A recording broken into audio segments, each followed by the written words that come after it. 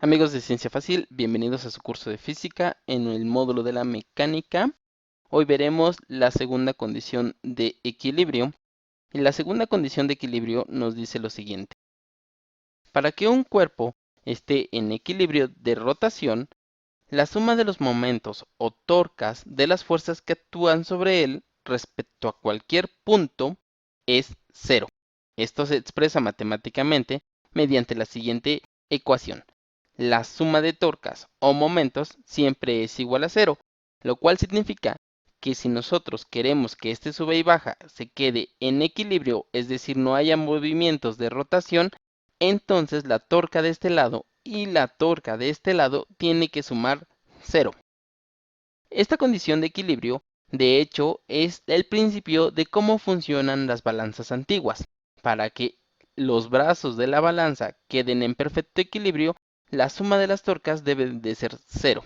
Si esto pasa, entonces el peso de este lado y el peso de este lado tienen que ser los mismos. O propiamente dicho, las masas tienen que ser iguales. Ejemplo número 1. El ejemplo número 1 dice lo siguiente. La magnitud de la fuerza que equilibra la barra es...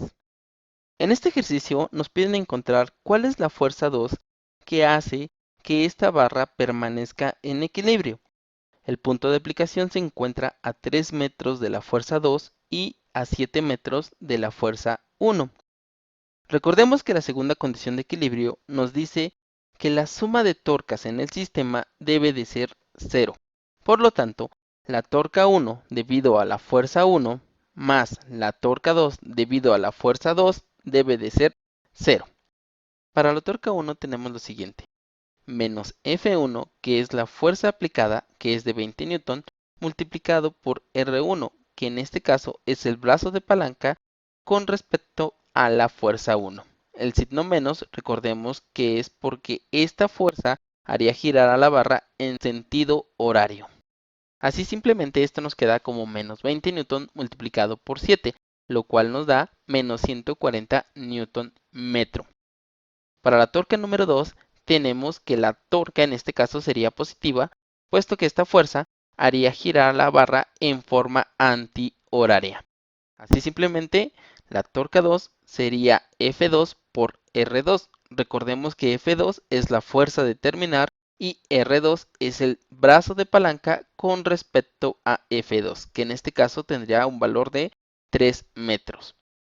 Utilizando la segunda condición de equilibrio, entonces nos queda que la suma de estas dos torcas, es decir, menos 140 Nm más F2 por 3 metros, tiene que ser igual a 0. Por lo tanto, solo nos resta despejar a F2 para encontrar su valor. Así, F2 es igual a 140 Nm dividido entre 3 metros, y esto nos da 46.6 Newton. Ejemplo número 2. El ejemplo número 2 dice lo siguiente. Sobre una barra uniforme de 5 metros se coloca un peso de 60 newtons a 3 metros del punto de apoyo como se ve en la figura. En este ejercicio nos piden calcular lo siguiente. El peso que se debe aplicar en el otro extremo para que la barra se quede en equilibrio y la tensión que soporta el cable que sujeta la barra, es decir, esta tensión. También nos dicen que consideremos despreciable el peso de la barra. En este ejercicio, observemos que dos pesos se encuentran sujetos a los extremos de la barra, cuya longitud es de 5 metros, y nos piden que encontremos el peso que hará que la barra se encuentre en equilibrio. El diagrama de cuerpo libre es el siguiente. Tenemos la barra cuyo peso es despreciable, sujeta a dos pesos distintos. El peso 1 es de 60 Newton y el peso 2 es el que debemos determinar para que la barra permanezca en equilibrio. También debemos determinar la tensión que tiene el cable que sujeta a la barra.